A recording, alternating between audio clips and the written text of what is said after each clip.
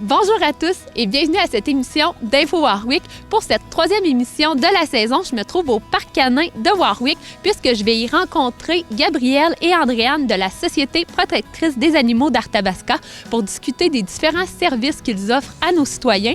Puis ensuite, on se dirige à la caserne 22 où on va parler de l'application ECO, de la prévention des incendies avec le directeur du service de protection contre les incendies de Warwick, M. Mathieu Grenier. Bonne émission!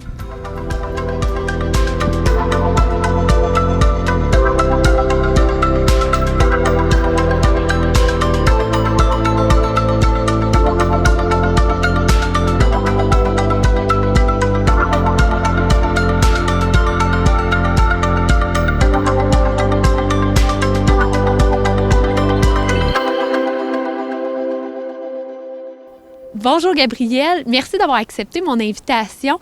Aujourd'hui, tu es là pour nous parler de la SPAA et toi là-bas, tu es directrice générale. Est-ce que tu veux nous expliquer un petit peu c'est quoi ton rôle puis qu'est-ce qui a changé dernièrement dans cet organisme-là?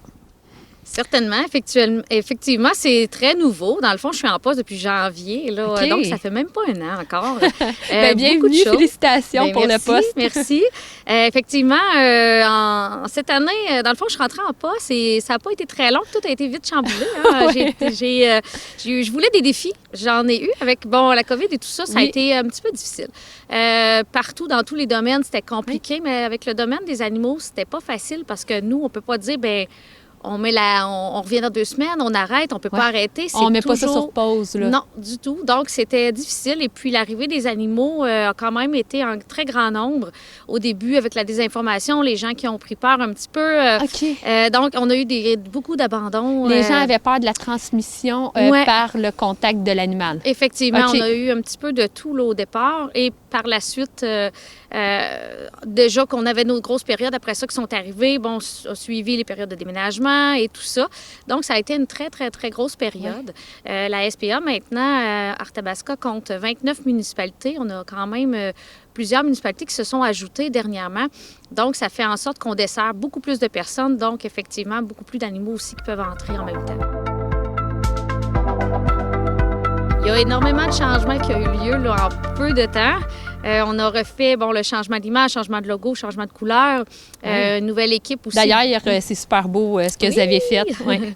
Oui, on est vraiment contents. Par la suite aussi, il y a eu le site Internet qui a été revampé au grand complet. Dans le fond, toutes les questions que vous pourriez avoir, il faut se référer au site. Maintenant, vous avez toutes les réponses. Si vous avez perdu un animal, si vous avez trouvé un animal, les animaux à l'adoption, si vous avez une plainte à faire, les municipalités, quel qu'on dessert pas, les médailles, le prix. Donc, tout maintenant est très facile là, aller chercher l'information sur le site. Oui, parce que c'est important de le dire, là, Warwick est desservi par la SPAA. La Ville vous a mandaté pour appliquer les services que vous offrez, mais aussi son règlement en matière des animaux. Puis, j'aimerais qu'on explique aujourd'hui un petit peu aux citoyens c'est quoi les services que vous offrez, dans quelle mesure ils peuvent vous contacter vraiment pour obtenir des services chez vous avec leur animal ou bon. Oui, effectivement. Dans le fond, Warwick, comme 28 autres municipalités. Donc, ce que ça comprend, le service, quand on dessert une municipalité, c'est-à-dire qu'on peut accueillir sans frais les animaux errants qui se trouvent dans une de ces municipalités-là. Okay. Donc, vous trouvez un chat errant, vous nous appelez, soit que vous venez nous le porter ou soit vous pouvez contacter un patrouilleur qui va aller le chercher là, sur place s'il est attrapé. Donc, ça comprend aussi qu'on s'occupe de faire appliquer la réglementation qui est mise en place par la municipalité. L'application de la réglementation va de s'assurer des chiens qui sont en laisse, qui sont attachés, jusqu'aux plaintes de jappement, aux animaux justement lousses, les excréments non ramassés. Donc, il y a énormément de raisons pourquoi on pourrait avoir besoin de notre service. Le patrouilleur va par la suite valider si la plainte est fondée ou pas, faire une application de réglementation, soit aller donner un avis, faire une intervention et par la suite là, faire la mise en place de ça et le suivi, là, s'assurer là, que ça soit bien compris. On peut aller en soutien aussi en aide si c'est pour jappement, s'assurer, peut-être donner des petits trucs là, à ce moment-là pour aider là, à ce que la cohabitation se fasse bien, animaux, voisins et tout ça. Puis, on parle souvent de la licence des animaux. Là, habituellement, on renouvelle, je pense, en janvier. Pourquoi c'est important d'avoir une licence pour son animal, que ce soit un chien ou un chat? Bien, au-delà, premièrement, c'est une obligation qui est municipale. Maintenant, avec la nouvelle loi qui est en place, c'est maintenant... Au niveau des chiens, chiens. c'est obligatoire, mais je pense que c'est recommandé aussi là, pour les chats. Il y a quelques municipalités que pour les chats aussi, c'est obligatoire. OK. De plus en plus, ça s'en vient, mais il y en a beaucoup de municipalités encore que c'est par prévention ou suggéré, parce qu'effectivement, nous, c'est notre quotidien. On retrouve énormément d'animaux avec la médaille. Donc, il est très facile. Dans le fond, le but de la médaille, c'est que l'animal ne vient pas dans nos locaux, finalement. Okay. Quelqu'un trouve un animal, on nous dit il y a le numéro 2217, on regarde dans notre registre, pouvez-vous patienter avec l'animal, j'appelle le propriétaire, souvent... Ils se rejoignent parce qu'ils ne doivent pas habiter super loin. Souvent, c'est ça, très, très... donc, c'est rapide, et tandis que s'il n'y a pas de médaille, l'animal arrive dans nos locaux, là, le temps qu'on cherche, le temps qu'on trouve, que les personnes vont avoir rempli le formulaire de perdu, donc il peut s'écouler quelques heures, voire jours. C'est sûr que la première chose qu'on regarde maintenant, c'est s'il y a une micropuce. De plus en plus, là, les animaux sont micropucés, mais c'est pas encore... Est-ce que vous offrez le service pour intégrer une micropuce dans un animal? Malheureusement, non. C'est vraiment un service, une manipulation qui est un acte vétérinaire. Donc, on doit aller en clinique vétérinaire faire installer la micropuce. C'est une intervention de quelques minutes, là, très, très, très simple et efficace et surtout permanente, donc qui facilite grandement. Là. Nous, c'est sûr que c'est la première chose. Chaque animal qui rentre en place, à la SPA, on scanne, savoir s'il y a une micropuce.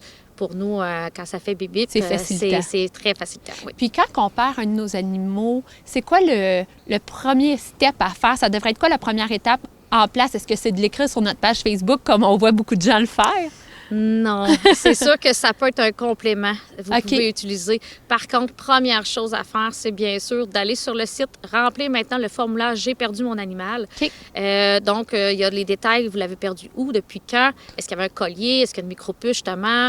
De quel endroit? Et tout ça. Vous pouvez même y joindre une photo.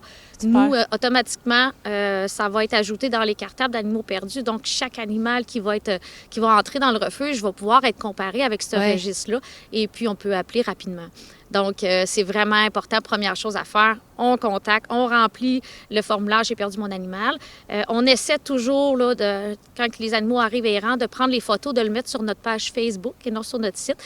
Et sur notre Facebook, il y a les albums photos, dont l'album photo Animaux errants. Donc, on peut voir peut-être un chien ou un chat qui dit « Oh, il me semble ça me dit quelque chose, c'est le chat de mon voisin ou le chien de mon voisin. » Donc, on peut appeler. On ne donne pas d'informations sur le Facebook. Il faut vraiment appeler pour juste valider que l'animal est bien récupéré par le bon propriétaire. Oui. Mais donc, on appelle dans le 819-758-4444. Vous pouvez poser toutes les questions. On pourra vous répondre.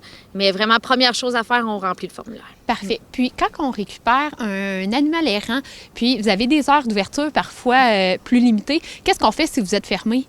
Bien, dans le fond, la SPA est quand même ouverte 7 jours sur 7. OK. Donc, il y a des heures d'ouverture qui sont plus restreintes un petit peu la fin de semaine, mais c'est quand même 7 jours sur 7. Si jamais il y a une urgence, que ce soit, vous avez vu malheureusement là, un animal en détresse, peu importe, hors de nos heures d'ouverture, et effectivement, là, on n'hésite pas, on contacte le service de police qui, eux, vont pouvoir contacter le patrouilleur qui est de garde. On a un patrouilleur de garde d'urgence 7 jours sur 7, 24 heures sur 24. Okay. Donc, selon les urgences, s'il considère que c'est une urgence, il va contacter le patrouilleur. Sinon, il va demander à la personne si, selon eux, c'est pas une urgence, que ça peut attendre au lendemain matin. 8 heures, le patrouilleur sera appelé puis pourra intervenir là, selon la situation. En fait, moi, je vais être plus souvent sur la route qu'à l'interne. Fait que je réponds aux appels d'urgence, je réponds aux plaintes, en fait, que les citoyens nous font parvenir durant la journée ou peu importe. C'est ça, les animaux errants, les animaux blessés. Souvent, je vais être aussi appelée à faire des interventions là, avec soit les policiers ou d'autres intervenants, là, peu importe la situation, pour récupérer les animaux là, qui doivent, dans le fond, que le propriétaire peut plus s'en occuper ou peu importe. Là, OK. Par exemple, s'il y a eu un accident, là, peu importe, morsure, quelque chose, c'est toi qui vas venir intervenir, évaluer l'animal? Je peux faire, oui, une évaluation là, vite. Si moi, je considère que l'animal est vraiment un danger pour la sécurité publique, je peux décider de saisir l'animal puis en fait l'amener dans nos locaux là, pour en faire par la suite l'évaluation. Ou ça peut même aller jusqu'à une euthanasie là, si jamais c'est vraiment un danger. Là. En fait, là, avec la nouvelle nouvelle loi, ça va être vraiment là, sur les chiens qui sont potentiellement dangereux. Dans le fond, il n'y a plus de races là, qui vont être visées en soi. Après ça, c'est sûr que les municipalités ont quand même leur dernier mot à dire, là, mais c'est plus les pitbulls là, comme on entendait avant là, qui sont visés. C'est vraiment toutes sortes de chiens, en fait, qui soient suite à une morsure ou une agression ou vraiment là, un comportement qui est agressif. Là, c'est sûr qu'il va y avoir des interventions qui vont être faites, là, puis c'est ça, il va y avoir des restrictions là, plus sévères, donc le port du harnais, la laisse qui est raccourcie, on va avoir des registres. L'implantation de micropuces va être obligatoire pour ces chiens-là. La stérilisation puis les vaccins contre la rage va devoir être à jour et obligatoire, en fait, là. C'est quoi une bonne raison d'appeler pour faire une plainte? Parce que probablement que on nomme pas personne puis on vise personne, mais ça doit arriver des chicanes entre voisins qui mènent à certaines plaintes et un peu plus d'harcèlement. Mais qu'est-ce que pour toi, tu justifies une bonne plainte? Bien, en fait, c'est sûr qu'il y a pas nécessairement de mauvaises plaintes, ouais. Mais c'est sûr que, oui, des chicanes de voisins, là, ça l'arrive régulièrement. Là, on a beaucoup de ça à gérer. Okay. C'est sûr qu'il y en a, la plupart sont non fondées. Fait qu'après ça, bien, ça fonctionne. T'sais, si, mettons, les personnes veulent s'impliquer plus ou qui veulent persister dans leur chicane de voisins, ouais. Ça prend des déclarations. Fait que, okay. Moi, ça m'évite de perdre mon temps, là, si on veut, là, parce que c'est sûr que si j'y vais puis que je constate pas la situation à toutes les fois, ça peut être long. Puis, c'est quoi les raisons principales d'une plainte fondée? Jappement, probablement, des choses comme ça? Oui, jappement. Okay. Sinon, les chiens pas attachés, fait qu'ils vont chez le voisin ouais. Ou ça peut être, c'est ça, là, des excréments qui sont pas ramassés ou... Puis habituellement, est-ce que ton rôle, c'est plus faire des recommandations? Tu sais, souvent, si les gens te voient arriver à la maison, est-ce qu'ils doivent s'inquiéter ou tu es plus là pour les soutenir dans la mise en place de solutions? Bien, c'est sûr que moi, je suis toujours là pour travailler avec les personnes. Okay. Mais c'est sûr que si les personnes ne veulent pas coopérer, bien, tu sais, c'est plate, mais c'est pas eux qui ont le dernier mot. Je suis là, tu sais, pour aider, là, puis, tu sais, à maintenir le bien-être aussi animal, puis... Oui, parce que les philosophies ont changé aussi, tu sais, avant, on considérait peut-être un petit peu plus l'animal comme...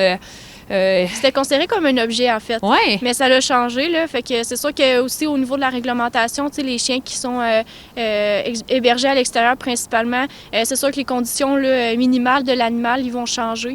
Puis ça va être plus sévère, là. Fait que, est-ce que vous autorisez encore, c'est-tu encore permis de laisser un chien à 100% à l'extérieur? C'est encore autorisé aujourd'hui où on se parle, là, mais c'est sûr que, comme je vous dis, là, il y a des conditions là, qui sont quand même assez strictes là, à respecter. Ouais. Fait que, tu sais, un abri qui est conforme, fait que c'est ça. Là, il y a vraiment plusieurs choses, là, mais oui. Puis pour avoir de l'information, on enligne les gens sur le site Internet de la municipalité pour la réglementation. Je sais que vous l'avez aussi sur votre site Web. Oui. Puis sinon, toutes les autres requêtes, les plaintes, est-ce qu'on peut passer par le site Web ou il faut absolument appeler? Vous pouvez le faire par le site Web. Là, okay. C'est disponible, là, dans le fond, faire une plainte là, via Internet. Sinon, il y a toujours le téléphone aussi. Là. Fait que c'est ça, là, on peut passer par ces deux... Bien, un gros merci, Andréane, de nous avoir présenté c'était quoi le rôle d'inspecteur, puis un peu à quoi s'attendre si jamais on te voit débarquer à la maison. Merci. Bon, merci à vous. Bonjour Mathieu. D'abord, merci d'avoir accepté notre invitation à venir parler des mesures de prévention incendie, mais aussi de l'application Éco-Citoyen. Pour commencer, j'aimerais ça que tu nous présentes qu'est-ce que c'est l'application citoyen, éco-citoyen, excuse-moi, mais aussi c'est quoi l'importance pour le citoyen de la télécharger sur son application mobile. Donc, bienvenue à Caserne. Je suis content d'avoir l'occasion de parler d'Éco-Citoyen. C'est une nouvelle application que la Ville a achetée. La Ville est proactive en sécurité civile. On a, dans le fond, on a upgradé notre offre aux citoyens avec une application qui est téléchargeable autant sur les appareils Android ou Apple. Ouais. Cette application-là contient des guides en premier. Donc, les guides quoi faire suite des tempêtes de grand vent l'hiver, les pannes d'électricité, tout ça, vous avez des guides, des conseils comment prévenir, parce qu'on le sait qu'en question sécurité, on est toujours mieux de prévenir que de guérir. Puis aussi, l'application Éco-Citoyen permet d'être alerté si il se passe quelque chose d'important ou de grave sur notre territoire. Donc, advenant un incendie, que la fumée pourrait être toxique, on va vous demander d'éviter un coin. Vous allez être capable d'avoir un avertissement en push sur vos téléphones. Vous allez avoir un avertissement. Fait que les messages importants de sécurité qui concernent la municipalité de Warwick vont vous être envoyés là, automatiquement sur votre appareil téléphonique. Donc, c'est vraiment un avantage là, d'être rejoint et d'être informé rapidement. Oui, parce que c'est important aussi de dire que l'application ECHO, c'est pas juste pour la sécurité incendie, mais bien sécurité civile. Là. Donc, comme en pandémie, on l'a utilisé. Là. Oui, c'est vraiment sécurité civile. C'est plus large que la sécurité incendie. C'est tout ce qui pourrait mettre en danger autant la vie que les infrastructures municipales. Puis en plus, cette application-là permet aux employés municipaux d'être rejoints encore plus rapidement. Puis on a le plan de sécurité civile de la Ville de Warwick, c'est un cartable de 2,5 pouces. Bien, maintenant, tous les employés qui sont dans le centre de coordination des mesures d'urgence ont dans leur téléphone tout ce qu'il y a à faire, les procédures, les protocoles, toutes les informations pour rejoindre les équipes d'urgence mobilisées, autant de l'équipement que du transport. Donc, c'est vraiment un outil là, de première ligne qui est très efficace. Au niveau de la prévention des incendies, l'hiver arrive, les décorations de Noël aussi. Est-ce que vous avez des conseils pour la population? Oui, la période des fêtes est quand même une période là, où on a des petites interventions. Heureusement, souvent on les prend à temps, mais c'est de quoi qui peut dégénérer très rapidement. Qui dit Noël, dit décoration de Noël. Les lumières, on retrouve de tout là, dans le paysage urbain ou autant rural. On retrouve de la grosse ampoule d'époque jusqu'au LED actuel. Ce qui est important là-dedans, c'est d'utiliser des choses qui sont approuvées.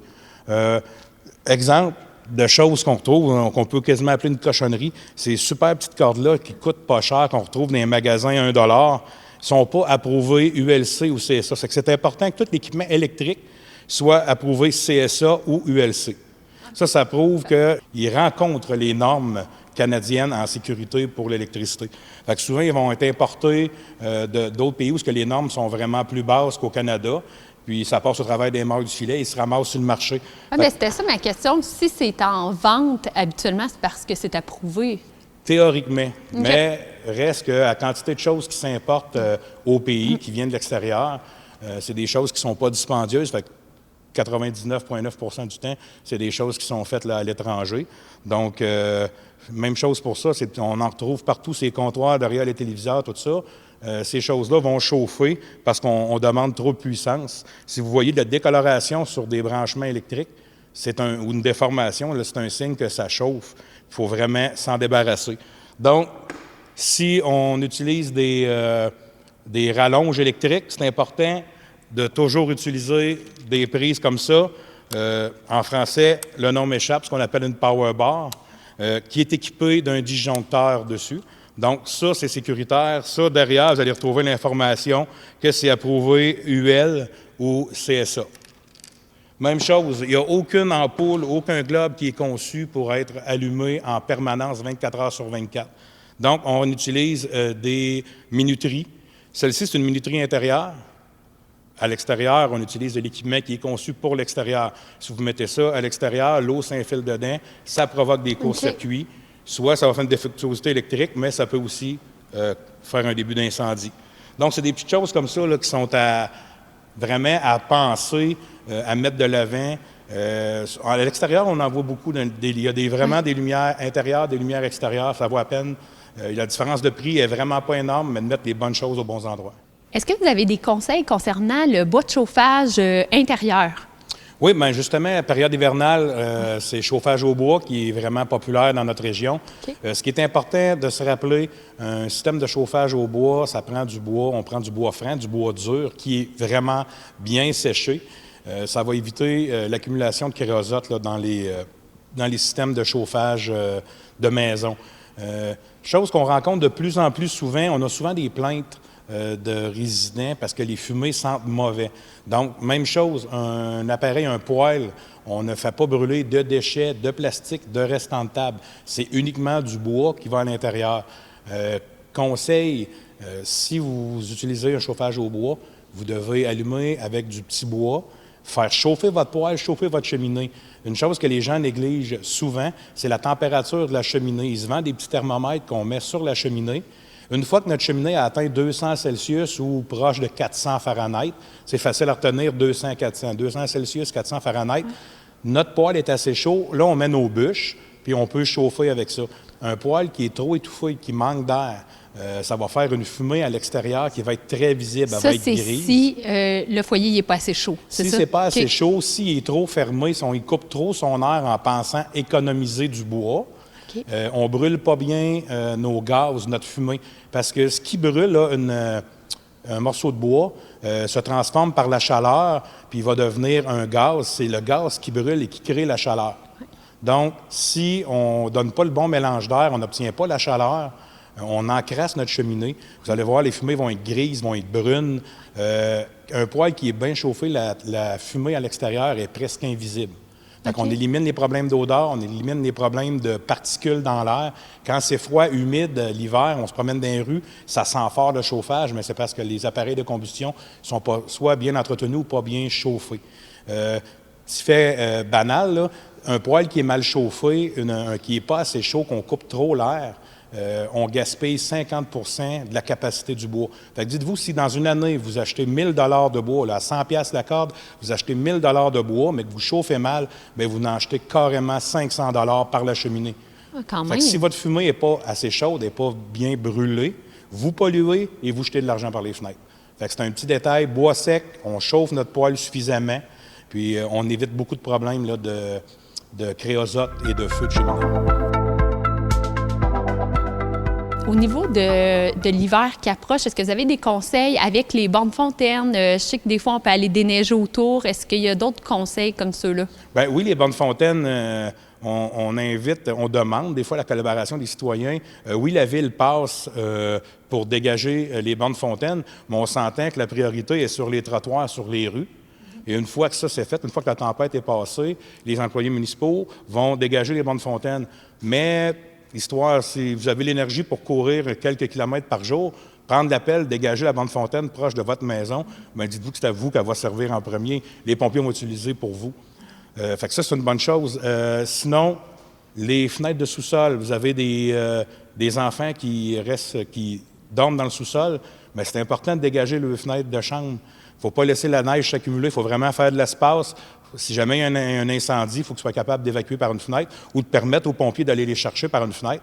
Si la fenêtre est enterrée dans la neige, premièrement, les pompiers ne verront pas la fenêtre, puis jamais personne ne va être capable de sortir par cette fenêtre-là. Puis là, on parle des mesures de sécurité appliquées à l'intérieur. Au niveau des avertisseurs de fumée, est-ce que vous avez, cette année, à cause de la pandémie, continué à faire vos tournées? Là, habituellement, vous allez faire un petit tour chez les gens, leur rappeler de changer leur batterie. Est-ce que ça, c'est maintenu? Bien, pour l'année, normalement, on fait le tour de notre territoire. On a 5 ans dans notre schéma de couverture de risque pour faire l'ensemble de notre territoire en visite résidentielle. Cette année, on a ralenti la cadence parce qu'on est en avance. Normalement, on fait notre territoire en 4 ans. Fait qu'on est toujours comme un an et demi d'avance. Fait que cette année, on a ralenti la cadence. Mais 2020, c'est sûr qu'on recommence encore. On va aller cogner aux portes, autant à Warwick, à Saint-Albert et à Sainte-Élisabeth, la partie qu'on couvre. On cogne aux portes, on va tester le détecteur de fumée avec une canette de spray là, pour simuler de la fumée. Vraiment s'assurer que c'est pas juste la batterie qui fonctionne, mais que le détecteur détecte vraiment. Puis ça, c'est à changer combien de fois par année, nos batteries? Bien, les piles, on change au changement d'heure. Idéalement, vous n'avez pas besoin d'investir pour une batterie lithium-ion qui vaut 9 $. Une batterie bon marché, normale, vous la changez au changement d'heure, au printemps, à l'automne. Ouais. On va probablement travailler la formule différemment, puisque peut-être que les changements d'heure vont s'en aller là, dans les prochaines années. Mais printemps, automne, on change l'heure, on change les piles, puis on les teste, les détecteurs de fumée. À tous les mois, on appuie sur le bouton pour s'assurer que ça fonctionne. Détecteur de fumée, ça a une durée de vie de 10 ans. Donc, il y a une date dessus, soit un sticker à l'extérieur, là, un autocollant, ou à l'intérieur du détecteur. Si vous ne trouvez pas une date de péremption, bien, dites-vous que votre détecteur de fumée il est déjà passé date. Souvent, on voit des gens qui demandent de l'information soit via nos médias sociaux ou encore la page Facebook de la Ville de Warwick pour savoir si tel feu a déjà obtenu un permis ou si tel foyer est conforme. Est-ce qu'il y a de l'information à donner aux citoyens par rapport aux feux dangereux, aux matériaux qu'on peut brûler, ceux qui sont interdits? Bien, sur le site Internet de la Ville de Warwick, vous allez avoir dans le règlement incendie, vous allez dans les onglets règlement, vous allez trouver le règlement incendie, va vous décrire les distances et l'appareil de combustion externe, soit un foyer si vous êtes un foyer métallique si vous êtes en ville, ou en campagne, vous avez le droit à un cercle en bloc de béton qui est accepté. Vous allez trouver ces règlements-là. Pour ce qui est de brûler dedans, on brûle des bûches, on brûle des branches, c'est tout. On n'a pas le droit de brûler aucun déchet, que ce soit plastique, même matériaux de construction. La loi sur la qualité de l'air, l'environnement est claire au Québec. Tout ce qui est matériaux de construction est interdit de brûler. Il y a même au règlement de construction de la Ville de Warwick, il y a même une amende si quelqu'un se fait prendre à brûler des matériaux de construction. Puis, est-ce que vous avez souvent des appels concernant des feux de voisins et de voisinage ou des feux plus élevés là, en zone rurale, par exemple? Ben oui, souvent, on a des appels. Les gens vont sur la route, ils voient une colonne de fumée, ils nous téléphonent. Oui, c'est une bonne idée de donner l'alarme, mais ça vaut quand même la peine de s'approcher et de valider c'est quoi le feu, c'est quoi la colonne de fumée que vous voyez. Dites-vous que chaque appel où on déplace une équipe pour aller vérifier, parce qu'on ne peut pas envoyer, du moment qu'on a une alarme, question de responsabilité, on ne peut pas envoyer une personne voir. Donc, on déploie une équipe. Mais déployer une équipe de 12 pompiers avec les véhicules, tout ça, c'est une intervention qui coûte au-dessus de 1 000 $. Fait que pour chaque mauvaise information qu'on reçoit, c'est la même chose pour les fausses alarmes, là, pour les systèmes domestiques qu'on va retrouver. Déplacer une équipe, ça peut varier entre 1 000 et 1 500 $. Donc, ça vaut la peine de vérifier avant de faire le 911. C'est surtout ça qui est à prendre le temps là, de valider l'information avant d'appeler. Parce que des fois, on a des appels, mais c'est même pas dans notre ville. Fait qu'on déplace une équipe pour se rendre compte que la personne qui était pas loin de Saint-Albert, mais le feu était à Sainte-Clotilde.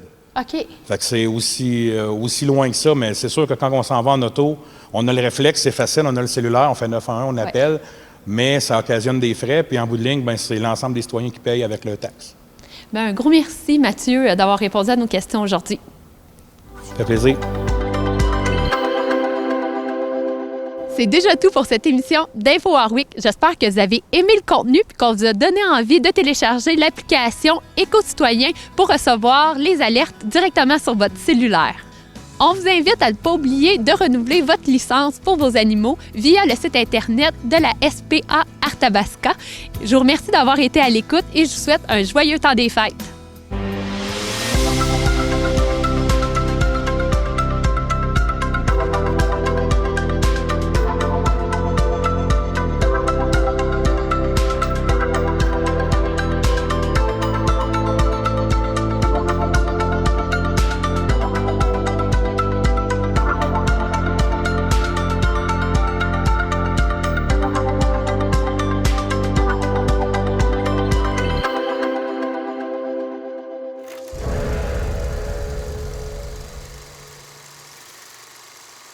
Amène ton monde ici, amène ton monde chez nous, on vit le rêve.